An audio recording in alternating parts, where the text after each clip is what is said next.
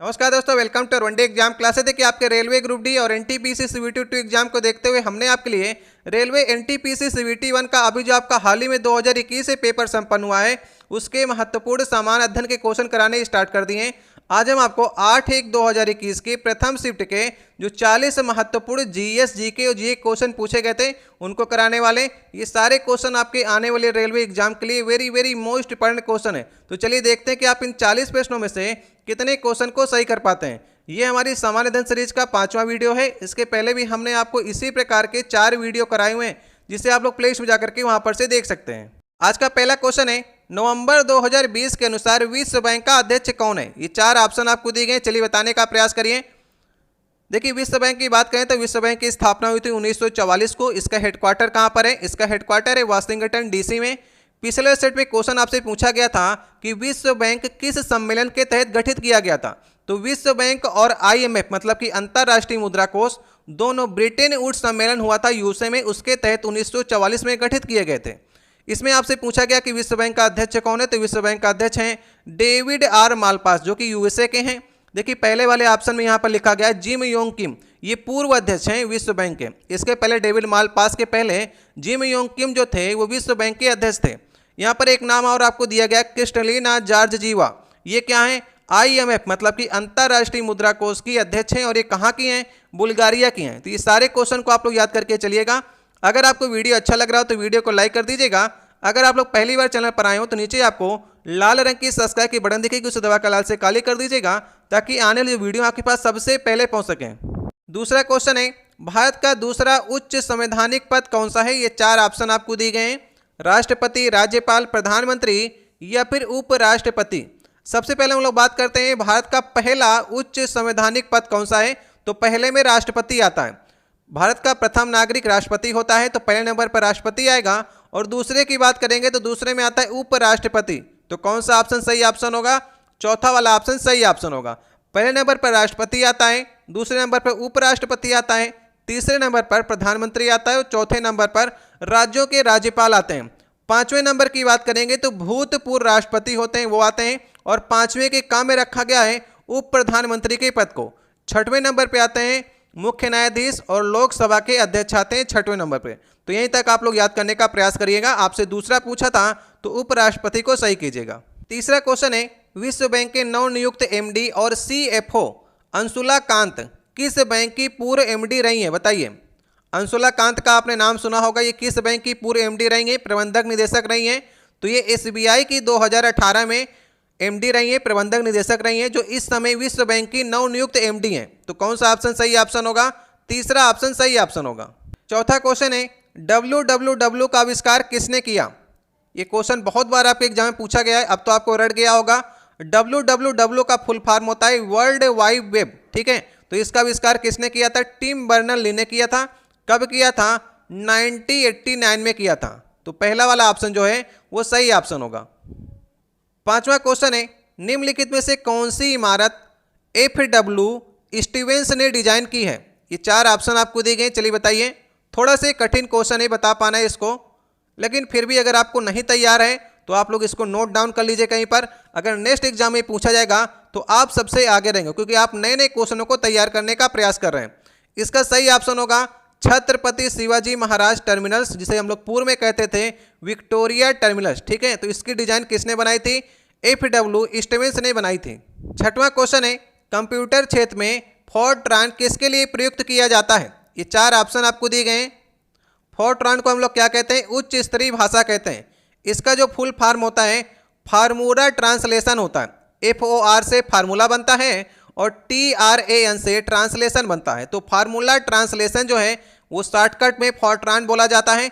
1957 में IBM company द्वारा इस उच्च स्तरीय भाषा की खोज की गई थी। ये अभी आप लोग याद रखिएगा, IBM कंपनी ने इसे बनाया था फोर्ट्रान। ये क्या है? एक उच्च स्तरीय भाषा है। 7वां क्वेश्चन है, निम्नलिखित में से असंक्रामक रोग का उदाहरण कौन सा है? ये 4 ऑप्शन आपको दिए गए, चलिए बताने का प्रयास करिए। देखिए, रोग 2 प्रकार के होते हैं, एक संक्रामक रोग, एक असंक्रामक रोग। संक्रामक रोग में वे रोग होते हैं जो एक मनुष्य से दूसरे मनुष्य में किसी न किसी प्रकार से फैल जाते हैं। और वो प्रकार कौन कौन से हो सकते हैं? जैसे कि वायु के माध्यम से फैल सकते हैं, पानी के माध्यम से फैल सकते हैं, भोजन के माध्यम से, कोई कीट काट ले रोग, वहाँ कीट के द्वारा एक मनुष्य से दूसरे मनुष्य में जो रोग फैल जाते हैं उसे हम लोग कहते हैं संक्रामक रोग। जैसे कि आपका कोरोना वायरस हो गया, इन्फ्लुएंजा हो गया, निमोनिया हो गया, टाइफाइड। अगर आप ग्रसित हैं और आपसे संबंधित कोई व्यक्ति आपके पास में आ जाता है तो उसको भी ये सारे रोग स्टार्ट हो जाएंगे होना। आपसे पूछा है कि असंक्रामक रोग, तो इसका सही ऑप्शन होगा उच्च रक्तचाप। अगर आपको हाई ब्लड प्रेशर है तो आपके संपर्क में कोई व्यक्ति आ जाएगा तो उसको हाई ब्लड प्रेशर नहीं हो जाएगा। जैसे कि मधुमेह हो गया, जोड़ों का दर्द हो गया, कैंसर हो गया, हृदय रोग हो गए, तो ये सभी आपके असंक्रामक रोगों के उदाहरण हैं। जबकि influenza, pneumonia, typhoid, corona virus, ये सभी आपके संक्रामक रोगों में आते हैं। 8वां क्वेश्चन है, अम्लों और क्षारों के बीच में निम्नलिखित में से क्या समानताएं हैं? ठीक है, समानता आपको बतानी है। चलिए चारों ऑप्शन को देखने का प्रयास करते हैं।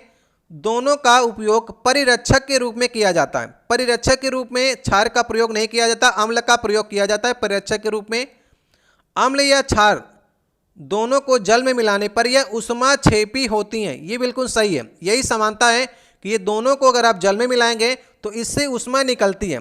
जैसे कि आप H2SO4 में पानी डाल देंगे तो बहुत तेजी की मात्रा में ऊष्मा निकलेगी, और वैसे ही आपका अगर क्षार को ले लें, CaO में अगर आप पानी डाल देंगे तो इसमें ढेर सारी ऊष्मा निकलेगी। तो यही समानता जो है वो दूसरा वाला ऑप्शन सही ऑप्शन होगा। तीसरे वाले में लिखा है कि दोनों कड़वे होते हैं। अम्ल का स्वाद खट्टा होता है, क्षार का स्वाद कड़वा होता है, तो दोनों कड़वे तो हो नहीं सकते हैं। दोनों का pH मान 7 से कम होता है। 7 से कम तो अम्ल का होता है, 7 से ज़्यादा जो होता है वो क्षार का होता है। तो समानता किसमें है? सिर्फ दूसरे वाले ऑप्शन में समानता है। 9वां क्वेश्चन है, मात्रा के संदर्भ में विश्व की सबसे बड़ी मीठे पानी की झील कौन सी है? सबसे ज़्यादा गलत होने वाला क्वेश्चन यही है। पिछले बार जो NTPC का पेपर दिए होंगे इसको गलत करके बस चले आए, उन्होंने ध्यान से क्वेश्चन को नहीं पढ़ा। यहाँ पर आपसे पूछा है विश्व की सबसे बड़ी मीठे पानी की झील, तो आपने तुरंत सही कर दिया होगा कि लेक सुपीरियर जो है वो मीठे पानी की सबसे बड़ी झील है, जो कि इसका गलत ऑप्शन है। आपने शुरुआत में ये नहीं पढ़ा कि इसने मात्रा के संदर्भ में पूछा है, आपसे क्षेत्रफल या क्षेत्र के संबंध में नहीं पूछा। इसने मात्रा मतलब क्वांटिटी के संदर्भ में पूछा है कि मीठे पानी की जो झील है उसमें मीठा पानी सबसे ज़्यादा मात्रा में किस में है? तो इसका सही ऑप्शन होगा बैकाल झील। बैकाल झील रूस में पड़ती है, और मीठे पानी की ये सबसे बड़ी झील तो नहीं कहेंगे, लेकिन मात्रा अगर बात करेंगे, क्योंकि ये सबसे गहरी झील है। जब गहरा कोई चीज़ होगा तो उसके अंदर पानी की मात्रा जो आएगी वो सबसे ज़्यादा आएगी। दुनिया की सबसे प्राचीन झील है और सबसे गहरी झील है। अगर मीठे पानी की बात करेंगे तो सबसे बड़ी झील है मात्रा के संदर्भ में। क्षेत्रफल में तो आपकी यही आएगी, लेक सुपीरियर आएगी। ठीक है, अगर लंबाई या फिर की बात करेंगे क्षेत्रफल की तो सबसे बड़ी ये आएगी, लेकिन मात्रा, पानी की मात्रा की बात करेंगे तो उसमें बैकाल झील जो होगा वो सही ऑप्शन होगा। ठीक है, तो इसको आप लोग ध्यान से समझने का प्रयास करिएगा। 10वां क्वेश्चन है, निम्नलिखित में से किस एक न्यूक्लियर रिसर्च रिएक्टर का संचालन भाभा परमाणु अनुसंधान केंद्र द्वारा किया गया है? ये 4 ऑप्शन आपको दिए गए हैं। भाभा परमाणु अनुसंधान केंद्र कहाँ पर है? महाराष्ट्र के ट्राम्बे में है, और इसने ध्रुव नामक एक न्यूक्लियर रिसर्च रिएक्टर का संचालन किया है। तो ये तो आपको याद करना ही पड़ेगा। नाम देखिए सभी भगवान के दिए हुए हैं, तो ध्रुव जो होगा वो एक भारत का सबसे बड़ा अनुसंधान रिएक्टर है। ये भी आप लोग याद रखिएगा, ध्रुव जो है भारत का सबसे बड़ा अनुसंधान रिएक्टर है, ये याद कर लेंगे आप। और किसने बनाया है? भाभा परमाणु अनुसंधान केंद्र में बनाया। कहाँ पर है? ट्राम्बे, महाराष्ट्र में है। 11वां नंबर क्वेश्चन है, भारत में किस नदी में रिवर डॉल्फिन पाई जाती है? देखिए डॉल्फिन जो होती है एक स्तनधारी मछली होती है। ठीक है, और ये कहाँ पर जीवित रहती है? शुद्ध जल में और मीठे पानी में। जहाँ पर मीठा पानी होगा और शुद्ध पानी होगा वहीं पर डॉल्फिन मछली जो है वो जीवित रह सकती है। भारत ने 18 मई, डेट याद रखिएगा, 18 मई सन 2010 को गंगा नदी की डॉल्फिन को राष्ट्रीय जलीय जीव घोषित किया है। ठीक है, याद रखिएगा, गंगा नदी डॉल्फिन को 2010 में भारत सरकार ने अपना राष्ट्रीय जलीय जीव घोषित किया है। तो सिंधु नदी की डॉल्फिन और गंगा नदी की डॉल्फिन और ब्रह्मपुत्र नदी की डॉल्फिन, ये 3 नदियों में ज़्यादातर डॉल्फिन पाई जाती हैं। तो आप ऑप्शन को देखिए, भारत में मेन जो नदी है वो गंगा नदी है, तो गंगा नदी में ढेर सारी डॉल्फिन पाई जाती हैं। तो अब 4 ऑप्शन देखिए। लूनी तो राजस्थान की नदी है, तो यहाँ पर तो पाई नहीं जाएंगी। गोदावरी और कृष्णा दक्षिण की नदियाँ हैं, तो यहाँ पर डॉल्फिन नहीं पाई जाएगी। घाघरा बसती है। घाघरा जो है ये गंगा की सहायक नदी है, गंगा में आकर गिर जाती है, तो अगर गंगा में पाई जाएंगी तो घाघरा भी जा सकती है डॉल्फिन। तो इसका सही ऑप्शन कौन सा ऑप्शन होगा? लास्ट वाला ऑप्शन सही ऑप्शन होगा। घाघरा जैसे हो गया, और गंडक नदी भी है, उसमें भी चली जाती है, गंडक नदी भी गंगा में आकर मिलती है। तो इस प्रकार से गंगा की जो सहायक नदियां हैं उसमें डॉल्फिन पाई जा सकती है, बाकी और किसी में डॉल्फिन नहीं पाई जाएगी। 12 नंबर क्वेश्चन है, नाट्यशास्त्र जो कि नाटकीय कला के विषय में एक प्रसिद्ध ग्रंथ है, किसने लिखा है? बताइए, नाट्यशास्त्र किसने लिखा है? इसका सही ऑप्शन होगा भरत मुनि ने नाट्यशास्त्र लिखा है। ये तो फेमस क्वेश्चन है, आप इसे हिंदी में पढ़ते होंगे और सामान्य ज्ञान में पढ़ते होंगे। विष्णु शर्मा की पंचतंत्र है, और कालिदास के तो ढेर सारी हैं, आप जानते हैं, मेघदूत, अभिज्ञान शाकुंतलम, कुमार संभवम, रघुवंशनम, मल्लिकाग्निमित्रम, इस प्रकार से ढेर सारी कालिदास की हैं।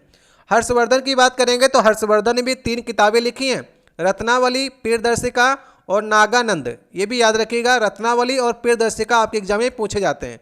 रत्नावली, प्रियदर्शिका और नागानंद, ये याद रखिएगा। 13 नंबर क्वेश्चन है, इनफील्ड राइफल्स लाने के लिए कौन उत्तरदायी है जिसमें चर्बी वाले कारतूसों का उपयोग होता था, जो 1857 विद्रोह का तत्कालीन कारण बना? ठीक है, तो इसको लाने वाला कौन था? भारत में ये आपसे पूछा गया। इसमें इसकी जो गोलियां थी, जो कारतूस थी, उसमें चर्बी का सवाल उठा था कि गाय की चर्बी और सुअर की चर्बी से जो है ये कारतूस बने, जिससे 1857 का जो विद्रोह था वो पूरी तरह से तत्कालीन कारण था। तो इनफील्ड राइफल्स को कौन लाया था? सही ऑप्शन होगा हेनरी हार्डिंग्स ने लाया था। इनका नाम आपने सुना होगा लॉर्ड हार्डिंग्स के नाम से, जो कि 1844 से लेकर के 1848 तक भारत के गवर्नर जनरल रहे थे, वही लाए थे इनफील्ड राइफल्स को। ठीक है, तो याद रखिएगा, लॉर्ड हार्डिंग भी लिख सकता है और हेनरी हार्डिंग भी लिख सकता है। 14 नंबर क्वेश्चन है, सुरक्षित ई भुगतान के विकल्प के लिए आरबीआई ने किसकी शुरुआत की है? अच्छा क्वेश्चन है, करंट अफेयर में आपने पढ़ा होगा इसे। आरबीआई ने लाया है विजन 2021। ठीक है, ये लाया गया है सुरक्षित ई भुगतान के लिए, विजन 2021 लाया गया है, इसे तो आप लोग याद कर सकते हैं। 15 नंबर क्वेश्चन है, कौन से कारपोरेट संगठन ने 2019 में नमामि गंगे प्रोग्राम के अधीन अपने निगमित सामाजिक दायित्व के रूप में उत्तराखंड में रुद्राक्ष के पेड़ लगाने के लिए समझौता ज्ञापन पर हस्ताक्षर किए हैं? बताइए, कौन सा इसमें से कंपनी है जो उत्तराखंड में रुद्राक्ष के पेड़ लगाएगी? कितने पेड़ लगाएगी? 10,000 पेड़ लगाएगी 5 वर्षों में। ठीक है, ये अपना दायित्व तो समझा है। नमामि गंगे प्रोग्राम के तहत 10,000 रुद्राक्ष के पेड़ लगाए जाएंगे। रुद्राक्ष की माला पहनते हैं ना आप लोग, तो उसमें एचसीएल फाउंडेशन जो है ये लगाने का समझौता किया है। ठीक है, तो इसको आप लोग याद कर लीजिएगा, इंपॉर्टेंट क्वेश्चन है, आने वाले एग्जाम में भी आपसे क्वेश्चन पूछा जाएगा कि किसने 10,000 रुद्राक्ष पेड़ लगाने का ज्ञापन सौंपा है, तो एचसीएल फाउंडेशन ने किया है। 16 नंबर क्वेश्चन है, किस बॉलीवुड हस्ती ने नेटफ्लिक्स के लिए अमेरिकन टॉक शो के प्रसिद्ध होस्ट डेविड लेटरमैन के साथ मिलकर के काम किया है? नेटफ्लिक्स तो आप लोग जानते होंगे, इसमें आप मूवी देखते होंगे, ऑनलाइन मूवियाँ नेटफ्लिक्स में। और अमेरिकन टॉक शो जो काफ़ी फेमस है, उसमें होस्ट जो करते हैं डेविड लेटरमैन करते हैं। तो उनके साथ एक मीटिंग कराई है, एक शो कराया है नेटफ्लिक्स ने। तो वो किसके साथ कराया है? अनिल कपूर, सलमान खान, शाहरुख खान या फिर अमिताभ बच्चन, किसके साथ मिलकर के काम किया दोनों ने? इसका सही ऑप्शन होगा शाहरुख खान और अमेरिकन टॉक शो के प्रसिद्ध होस्ट जो है डेविड लेटरमैन, दोनों ने मिलकर के काम किया है, याद रखिएगा। सही ऑप्शन होगा तीसरा ऑप्शन। 17 नंबर क्वेश्चन है, उस मिशन का आपको नाम बताना है जिसने इसरो ने सूर्य का अध्ययन करने पर विचार किया है। बताइए, इसरो का सूर्य का अध्ययन करने वाला मिशन कौन सा है? अगर आप हमारे पिछले 4 सेट देखे होंगे तो वहाँ पर ये क्वेश्चन आपको मालूम चल गया होगा।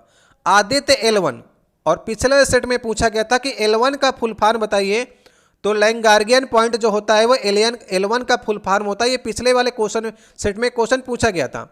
आदित्य L1 जो है वो इसरो ने 2022 में अपना मिशन बनाया है। अगर L1 जाता है तो सूर्य का अध्ययन करने वाला भारत का पहला उपग्रह होगा। ठीक है, याद रखिएगा। तो सही ऑप्शन होगा पहला वाला ऑप्शन। 18 नंबर क्वेश्चन है, निम्नलिखित में से कौन सा देश आसियान के संस्थापक देशों में से एक है? ठीक है, आसियान का फुल फॉर्म क्या होता है? Association of south east Asian Nations. ठीक है, इसकी स्थापना कब हुई थी? 1967 में हुई थी। और इसका हेडक्वार्टर कहाँ पर है? जाकार्ता में है, इंडोनेशिया के जाकार्ता में हेडक्वार्टर, याद रखिएगा। आसियान के संस्थापक देशों की बात करेंगे तो इंडोनेशिया का नाम आता है, मलेशिया का नाम आता है, फिलीपींस का नाम आता है, सिंगापुर का नाम आता है, थाईलैंड का नाम आता है। तो 5 देशों ने आसियान की स्थापना की थी। तो उसमें मलेशिया आ गया ना, तो सही ऑप्शन कौन सा ऑप्शन होगा? तीसरा ऑप्शन सही ऑप्शन होगा। अभी 10 देश हो गए हैं, लेकिन आसियान का जो है वो भारत सदस्य नहीं है, क्योंकि ये जो एसोसिएशन है वो साउथ ईस्ट एशियन कंट्री का है। तो इसमें मलेशिया जो होगा वो संस्थापक देशों में होगा। एक बार फिर से याद कर लीजिएगा, संस्थापक देश कौन कौन से हैं? मलेशिया आपका हो गया, इंडोनेशिया, फिलीपींस, सिंगापुर और थाईलैंड। ये 5 देशों ने 1967 में आसियान की स्थापना की थी। 19 नंबर क्वेश्चन है, देखिए इसमें आपको बताना है ये कथन किसका है। भारत के लिए मुक्ति तब तक संभव नहीं है जब तक कि आप अपने को इन अलंकारों से मुक्त ना कर लें और इन्हें भारत के अपने हमवतनों की भलाई में ना लगा दें। यह पंक्तियां बनारस हिंदू विश्वविद्यालय के शिलान्यास समारोह के दौरान किसने कही थी? बताइए। ये काफ़ी नए क्वेश्चन आपसे पूछे गए हैं, इस प्रकार के कथन अभी तक एग्जाम में नहीं पूछे गए थे। इसका सही ऑप्शन होगा महात्मा गांधी। बनारस हिंदू विश्वविद्यालय का जब शिलान्यास हो रहा था तो उस समय महात्मा गांधी ने इस कथन को बोला था। 20 नंबर क्वेश्चन है, निम्नलिखित में से किसमें सीएफसी होते हैं? ये 4 ऑप्शन आपको दिए गए हैं। सीएफसी का फुल फॉर्म होता है क्लोरोफ्लोरोकार्बन। बताइए क्लोरोफ्लोरोकार्बन किसमें पाया जाता है? सही ऑप्शन होगा प्रशीतकों में। प्रशीतक को इंग्लिश में कहते हैं रेफ्रिजरेंट।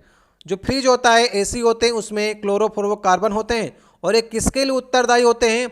ओजोन परत का क्षय जो हो रहा है वो सीएफसी से ही होता है। ठीक है, तो याद कर लीजिएगा ये किसमें प्रयोग होते हैं? प्रशीतकों में प्रयोग होते हैं। 21 नंबर क्वेश्चन है, ग्लूकोज के अणु किसमें टूटते हैं? बढ़िया क्वेश्चन है। देखिए ग्लूकोज का फार्मूला होता है C6H12O6। इसमें 6 कार्बन के परमाणु होते हैं। ठीक है, ग्लूकोज जब टूटता है तो पायरुविक एसिड में टूटता है।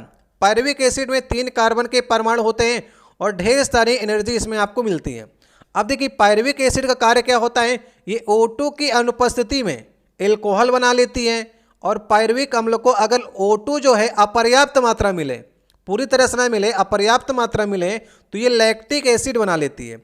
अगर इसे पर्याप्त मात्रा में O2 मिल जाती है तो ये कार्बन डाइऑक्साइड प्लस ऊर्जा प्लस जल बना लेती है। तो ये 3 प्रकार से ग्लूकोज टूटने के बाद पायरुविक अम्ल बनता है। तो 3 प्रकार से इसकी क्रिया भी आगे होती है।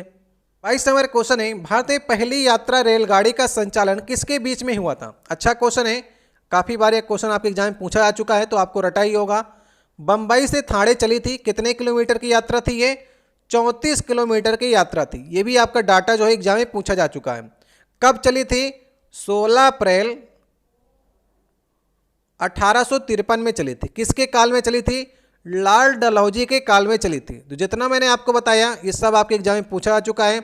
34 किलोमीटर चली थी, बम्बई से ठाणे चली थी, 16 अप्रैल 1853 को चली थी और लॉर्ड डलहौजी के काल में चली थी। सही ऑप्शन होगा इसका तीसरा वाला ऑप्शन। 23 नंबर क्वेश्चन है, विदेशी धरती पर फहराया जाने वाला प्रथम भारतीय ध्वज भीकाजी कामा द्वारा 1907 में कहाँ फहराया गया था? बढ़िया क्वेश्चन है, काफ़ी दिनों बाद ये क्वेश्चन पूछा गया फिर से। भीकाजी कामा द्वारा 1907 में जर्मनी में विदेशी धरती में फहराया जाने वाला भारतीय ध्वज था। देखिए जर्मनी में हो रहा था सेकेंड इंटरनेशनल सोशलिस्ट कांग्रेस की मीटिंग हो रही थी। तो वहाँ पर भारत के नाम के झंडा जो लगा था भारत के नाम के सामने। 22 नंबर क्वेश्चन है, भारत में पहली यात्रा रेलगाड़ी का संचालन किसके बीच में हुआ था? अच्छा क्वेश्चन है, काफ़ी बार ये क्वेश्चन आपके एग्जाम में पूछा जा चुका है, तो आपको रटा ही होगा। बम्बई से ठाणे चली थी, कितने किलोमीटर की यात्रा थी ये? 34 किलोमीटर की यात्रा थी। ये भी आपका डाटा जो है एग्जाम में पूछा जा चुका है। कब चली थी? 16 अप्रैल 1853 में चली थी। किसके काल में चली थी? लॉर्ड डलहौजी के काल में चली थी। तो जितना मैंने आपको बताया ये सब आपके एग्जाम में पूछा जा चुका है। 34 किलोमीटर चली थी, बम्बई से ठाणे चली थी, 16 अप्रैल 1853 को चली थी और लॉर्ड डलहौजी के काल में चली थी। सही ऑप्शन होगा इसका तीसरा वाला ऑप्शन। 23 नंबर क्वेश्चन है, विदेशी धरती पर फहराया जाने वाला प्रथम भारतीय ध्वज भीकाजी कामा द्वारा 1907 में फहराया गया था किस देश में? आपसे पूछा गया। काफ़ी दिनों बाद क्वेश्चन पूछा गया, लेकिन घुमा करके ही पूछा गया। पहले ये क्वेश्चन पूछता था कि विदेशी धरती में किसने पहली बार ध्वज को फहराया था, तो हम लोग भीकाजी कामा को सही करते थे। सन भी पूछ चुका था, अब की बार आपसे जर्मनी पूछ लिया। जर्मनी में ये फहराया गया था। जर्मनी में चल रही थी सेकेंड इंटरनेशनल सोशलिस्ट कांग्रेस की मीटिंग चल रही थी 1907 में जर्मनी में। तो भीकाजी कामा को वहाँ पर बोलने का मौका मिला, लेकिन इंडिया मतलब भारत के नाम के सामने ब्रिटिश का झंडा लगा था। अब भारत के नाम के सामने ब्रिटिश का झंडा लगा था तो भीकाजी कामा को ये पसंद नहीं आया, क्योंकि 1907 में हम लोग अंग्रेज के अधीन थे, तो अंग्रेज का झंडा लगा था, स्वाभाविक सी बात है। लेकिन भीकाजी कामा ने जब इंटर किया वहाँ पर, तो अपना झंडा लेकर के, भारत का झंडा जो उन्होंने स्वयं वहाँ पर बनाया था, ये झंडा इस समय के झंडा से काफ़ी अलग था। ऊपर जो थी हरे रंग की पट्टियाँ थी, उसमें कमल के फूल बने थे, बीच में वंदे मातरम लिखा था और नीचे सूरज और तारे बने हुए थे। इस प्रकार से जो झंडा बनाया था वो भीकाजी कामा ने उसी समय तुरंत बनाया था और पहली बार विदेशी धरती पर झंडा फहराने गौरव प्राप्त हुआ, याद रखिए, जर्मनी में। 24 नंबर क्वेश्चन है, भारत में राष्ट्रीय विज्ञान दिवस कब मनाया जाता है? बताइए, राष्ट्रीय विज्ञान दिवस कब मनाया जाता है? 28 फरवरी को मनाया जाता है। और क्यों मनाया जाता है 28 फरवरी को? क्योंकि 28 फरवरी 1928 को डॉक्टर रमन, आप वैज्ञानिक जानते होंगे, रमन इफेक्ट की खोज की थी सीवी रमन ने। तो रमन इफेक्ट की खोज की थी 28 फरवरी 1928 को सीवी रमन ने। तो इसी डेट को हम लोग राष्ट्रीय विज्ञान दिवस मनाते हैं। 1930 में सीवी रमन को फिजिक्स के लिए नोबेल प्राइज मिला था, ये भी आपको याद रखना है। 25 नंबर क्वेश्चन है, प्रथम आईसीसी T20 क्रिकेट विश्व कप पुरुष का खिताब किसने जीता था? ठीक है, तो आपसे पूछा गया T20 जो हुआ था 2007 में पहला हुआ था, इसको भारत ने जीता था। किसको हरा करके जीता था? पाकिस्तान को हरा करके जीता था। कहाँ पर हुआ था? साउथ अफ्रीका में हुआ था, याद रखिएगा। इसी जो विश्व कप में युवराज सिंह ने 6 गेंदों में 6 छक्के मारे थे, मतलब एक ओवर में 6 सिक्सेज मारे थे युवराज सिंह ने, याद रखना है आपको। किसकी कप्तानी में? महेंद्र सिंह धोनी की कप्तानी में। सही ऑप्शन होगा, भारत ने जीता था ये। 26 नंबर क्वेश्चन है, नवंबर 2020 के अनुसार भारत का मुख्य न्यायाधीश कौन है? ये 4 ऑप्शन आपको दिए गए हैं, चलिए बताइए। देखिए, नवंबर 2020 का आपसे पूछा है, जबकि अभी तो मुख्य न्यायाधीश चेंज हो गए हैं। तो नवंबर 2020 के अनुसार एस अरविंद बोबडे जो थे ये हमारे मुख्य न्यायाधीश थे। लेकिन इस समय कौन है? एनवी रमणा है। देखिए 6 से 7 महीने में कैसे करंट अफेयर पूरी चेंज हो जाती है। एनवी रमणा जो हैं वो इस समय 48वें जो बन गए हैं वो भारत के मुख्य न्यायाधीश बन गए हैं। 47वें कौन थे? एस अरविंद थे। इसके पहले दीपक मिश्रा थे। तो नए वाला आंकड़ा जो है वो एनवी रमणा आप लोग याद कर लीजिएगा। 27 नंबर क्वेश्चन है, हम्पी का विरूपाक्ष मंदिर किसे समर्पित है? बढ़िया क्वेश्चन है। हम्पी कहाँ पर पड़ता है? कर्नाटक में पड़ता है। तुंगभद्रा नदी किनारे हम्पी है। आपने विजयनगर साम्राज्य में हम्पी को पढ़ा होगा।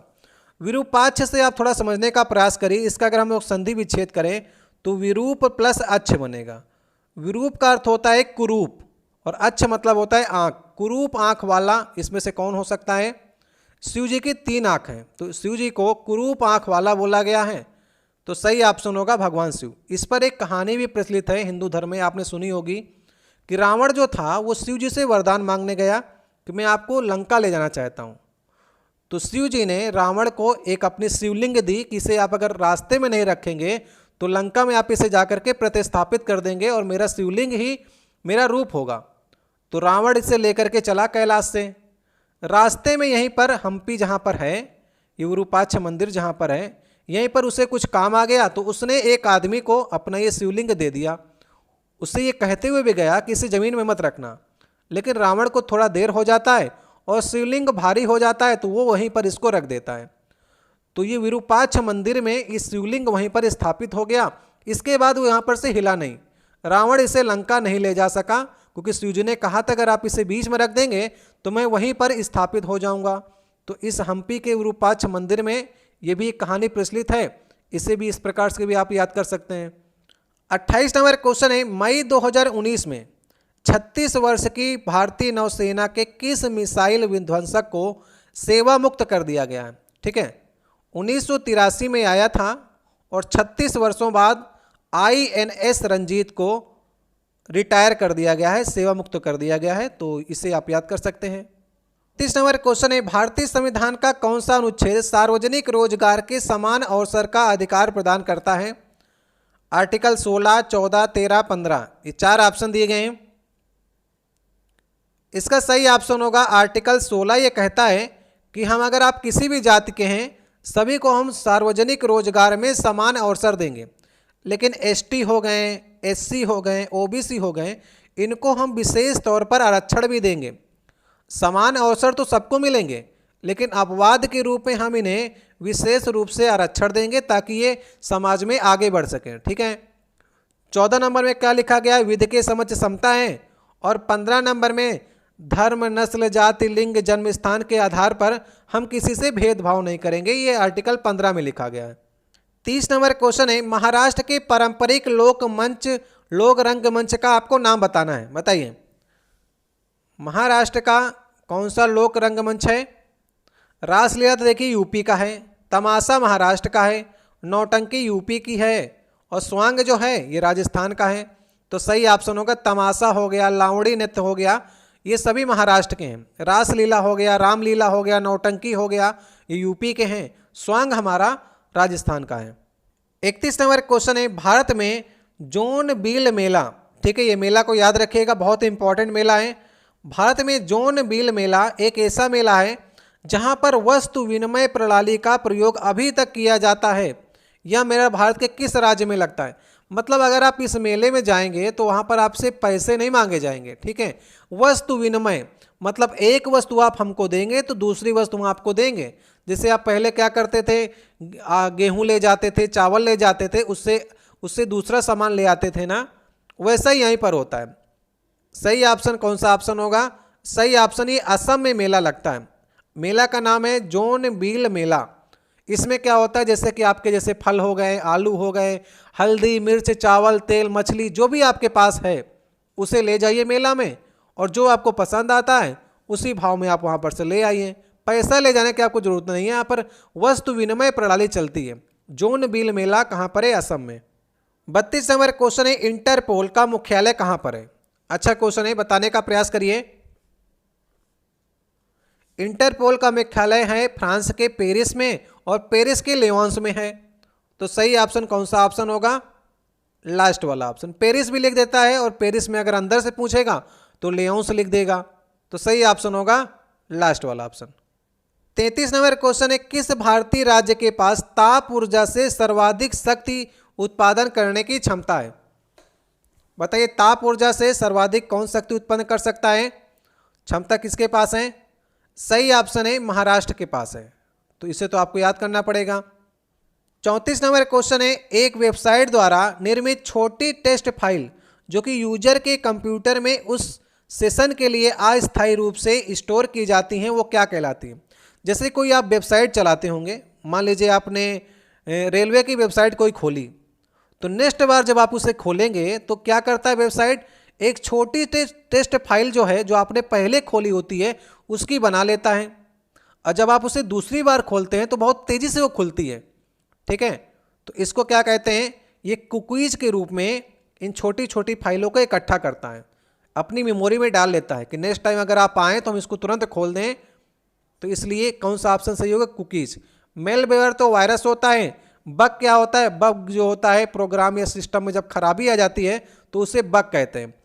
कैसे क्या कहते हैं, कैसे एक प्रकार की छोटी सी मेमोरी होती है जो कि आमतौर पर कंप्यूटर में लगी होती है इसी प्रकार की याददाश्त बनाए रखने के लिए। 35 नंबर क्वेश्चन है, 1907 में कांग्रेस के नेतृत्व में कौन से सत्र में चरमपंथी और नरमपंथी में विभाजन हो गया था। कांग्रेस का प्रथम विभाजन गरम दल और नरम दल में हुआ था। कब हुआ था, 1907 में हुआ था। किस अधिवेशन में हुआ था, सूरत के अधिवेशन में हुआ था। ठीक है। इसकी अध्यक्षता किसने की थी, रास बिहारी बोस ने की थी। ये सब कुछ आपको याद रखना है। तो कौन सा ऑप्शन सही ऑप्शन होगा, दूसरा ऑप्शन सही ऑप्शन होगा। 36 नंबर क्वेश्चन है, 2020 और 21 के लिए भारतीय उद्योग परिसंघ के अध्यक्ष कौन बनाए गए हैं। बताइए, ये क्वेश्चन करंट अफेयर में काफी बार आपने पढ़ा होगा। सही ऑप्शन है उदय कोटक बनाए गए हैं, दूसरा ऑप्शन सही ऑप्शन है। ठीक है। आपने कोटक महिंद्रा बैंक का नाम सुना होगा, तो उसके एमडी हैं, प्रबंधक निदेशक कौन है, कोटक, उदय कोटक ही हैं। याद रखिएगा 2020-21 के लिए भारतीय उद्योग परिसंघ का उन्हें अध्यक्ष भी बनाया गया है। 37 नंबर क्वेश्चन है, भारत का कौन से राज्य में कोयला का सर्वाधिक भंडार है। ये क्वेश्चन बहुत बार आया है और सब लोग इसे सही करके आते हैं। तो सबसे ज़्यादा कोयला का भंडार कहाँ पर है, झारखंड में है। कौन सा ऑप्शन सही ऑप्शन होगा, दूसरा ऑप्शन। 38 नंबर क्वेश्चन है, 11वीं WTO मिनिस्ट्रियल मीटिंग कहाँ पर हुई। बताइए, वर्ल्ड ट्रेड ऑर्गेनाइजेशन की 11वीं मीटिंग कहाँ पर हुई थी। इसका सही ऑप्शन है अर्जेंटीना के ब्यूनस आयर्स में हुई थी। कब हुई थी? 2017 में हुई थी। अभी होने वाली फिर से 2021 में 12वीं मीटिंग होने वाली। कहाँ पर होने वाली है? जिनेवा स्विट्जरलैंड में होने वाली। कब होगी? नवंबर से दिसंबर के बीच में होगी। ठीक है, तो नेक्स्ट वाली करंट अफेयर में आपसे 12वीं पूछेगा। जो नेक्स्ट वाला एग्जाम होगा अगर दिसंबर और नवंबर के बीच में होता है तो वो कहाँ पर होगी? स्विट्जरलैंड के जिनेवा में होगी 12वीं 2021 में। ठीक है, याद रहेगा आपको। 39 नंबर क्वेश्चन है, वर्ष 2019 में इसरो के किस पूर्व अध्यक्ष को फ्रांस का उच्चतम नागरिक सम्मान प्रदान किया गया है? बताइए, फ्रांस का उच्चतम नागरिक सम्मान किसे प्राप्त किया गया? इसरो के पूर्व अध्यक्ष थे एस किरण कुमार। ये पुराना क्वेश्चन है, ठीक है, 2019 का। काफ़ी बार रिपीट होकर के 2-3 एग्जाम में पूछा जा चुका है। एस किरण कुमार जो है उन्हें 2019 में फ्रांस का उच्चतम नागरिक सम्मान मिला है। और इस समय इसरो के अध्यक्ष कौन है? के सिवान है। याद रखेंगे आप लोग, इसरो के अध्यक्ष कौन है इस समय? के सिवान है। आज का 40 नंबर क्वेश्चन है, आज का लास्ट क्वेश्चन होगा, निम्नलिखित में से किस पौधे से रक्तचाप का उपचार किया जाता है? आज का 40 नंबर क्वेश्चन है और इसका जवाब आपको कमेंट बॉक्स में देना है। ठीक है, ढूंढने का प्रयास करिएगा, नहीं आएगा तो नेक्स्ट वाले वीडियो में इसकी चर्चा करेंगे। ये 40 नंबर क्वेश्चन है और आपने इन 40 प्रश्नों में कितने प्रश्न को सही सही करने का प्रयास किया है। हम आशा करके चल रहे हैं, जो हमारी सीरीज चल रही जीएस की, इसमें कम से कम आपको 25 सही करना है। देखिए, हमने आपको 5 ही सेट आपको कराए हैं, लेकिन क्वेश्चन कितने ज़्यादा रिलेट होने लगे हैं, कितने ज़्यादा आपको याद होने लगे होंगे, ये आपको अनुमान चल गया होगा। तो 25 तक आप लोग सही करने का प्रयास करिएगा, इस क्वेश्चन का जवाब दीजिएगा। 25 से ज़्यादा होता है तो बहुत अच्छी बात है। पिछले वाले सेट में हमने पूछा था आपसे, चौथे सेट में, कि आपसे 4 ऑप्शन दिए गए थे, उसमें आपको क्रम से लगाना था। तो पहले देखिए मौर्य वंश आया है जो कि क्यू में रखा गया था। इसके बाद फिर गुप्त वंश आया है जो कि पी में रखा गया था। इसके बाद दिल्ली सल्तनत आई जिसमें गुलाम वंश आपका आया, उसे एस में रखा गया। और फिर लास्ट में मुगल वंश आया जिसे आर में रखा गया। तो सही ऑप्शन होगा क्यू पी एस आर। ये ऑप्शन जो था वो सही ऑप्शन होगा। पहले मौर्य वंश, फिर गुप्त वंश, फिर दिल्ली सल्तनत, फिर मुगल। ठीक है, तो ये वाला क्वेश्चन मैंने आपसे पिछले सेट में पूछा था। इसका जवाब आप लोग कमेंट बॉक्स में देने का प्रयास कीजिएगा, अपने स्कोर लिखेगा। आपको सीरीज ये कैसी लगती है? अगर आप लोग कंटिन्यू रखने कहेंगे तो हम लगातार इसको आपको ग्रुप डी तक इस सीरीज को कराने का प्रयास करेंगे। ये आपके आने वाले 1 से 2 साल के एग्जाम के लिए बहुत ही अच्छी सीरीज है। इसमें जो एनटीपीसी का लेवल है जीएस का, इस बार जो है काफ़ी बढ़ा दिया गया है। तो जो भी आप एग्जाम देने जाएंगे, मुझे आशा करता हूं कि इससे जो क्वेश्चन है आपके एग्जाम में जरूर पूछे जाएंगे। मिलते हैं आपसे नेक्स्ट वीडियो में। किसी प्रश्न में आपको डाउट होता है तो आप कमेंट बॉक्स में कह सकते हैं। बहुत बहुत धन्यवाद।